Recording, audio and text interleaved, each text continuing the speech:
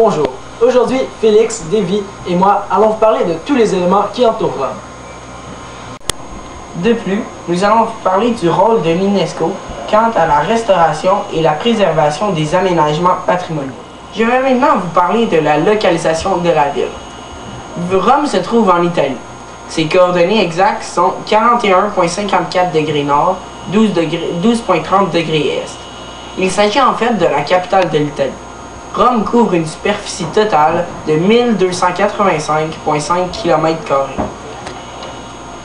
Maintenant, je vais vous parler de la situation sociale, politique et économique de Rome.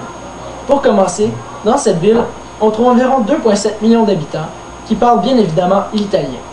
Il y a de 200 à 300 personnes par kilomètre carré.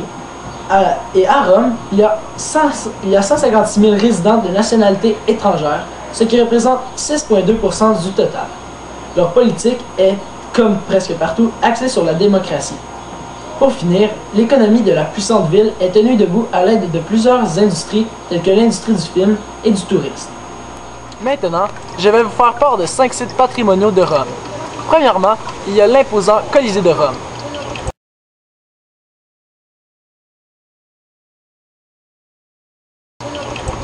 Ce chef-d'œuvre d'art architectural pouvait autrefois accueillir près de 50 000 spectateurs.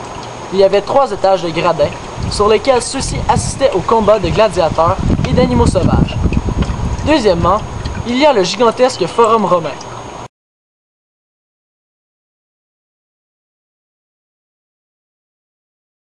C'est à partir de ce point de départ que plusieurs dizaines de routes traversaient l'Empire romain jusqu'à plusieurs pays européens. Ensuite, le Panthéon.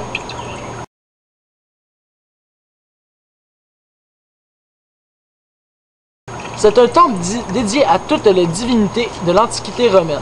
C'est le monument le mieux conservé de l'époque. Quatrièmement, je vais vous parler de l'arc de Constantin.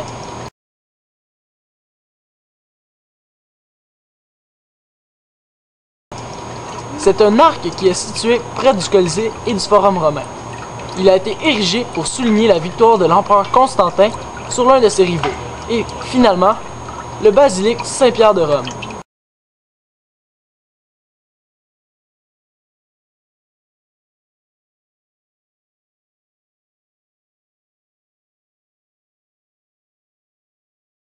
C'est le plus important édifice catholique du monde. Il est considéré comme la plus grande conception architecturale de son temps et demeure l'un des monuments les plus visités au monde. Merci et je laisse la place à Félix. Merci Justin. Je vais maintenant vous parler des raisons pour lesquelles cette ville est un site du patrimoine culturel mondial. La ville de Rome fait partie du patrimoine culturel mondial car c'est une des rares villes européennes majeures à avoir échappé aux ravages de la Deuxième Guerre mondiale et de plusieurs autres conflits armés. Elle présente également une quantité importante de monuments historiques et culturels, pour la plupart en lien avec la Rome antique. Cette ville est également très populaire et elle a besoin d'aide financière que l'UNESCO peut lui apporter pour financer plusieurs projets de restauration, de développement et contre les menaces qui pèsent sur le patrimoine culturel de la ville.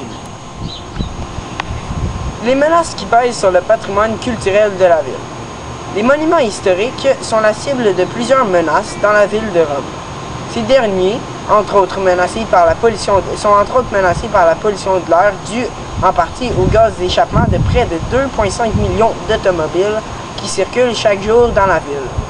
Les autorités locales ont tenté de limiter l'usage des voitures et les résultats furent concluants. La pollution a diminué de 25%. Aujourd'hui, des autobus électriques desservent le centre historique toute la journée. Par contre, des mesures supplémentaires devront être mises en place pour réduire davantage la pollution et améliorer la qualité de l'air. Plusieurs mesures de conservation et de restauration ont été mises en place afin de permettre à cette ville de garder son cachet historique. De plus, d'importantes subventions ont été versées entre les années 1992 à 2000. Le Colisée, qui était autrefois, durant la période de la Renaissance, un endroit où les habitants allaient chercher du marbre et autres pierres, qui aujourd'hui est un des endroits les plus vandalisés de Rome, est devenu un des lieux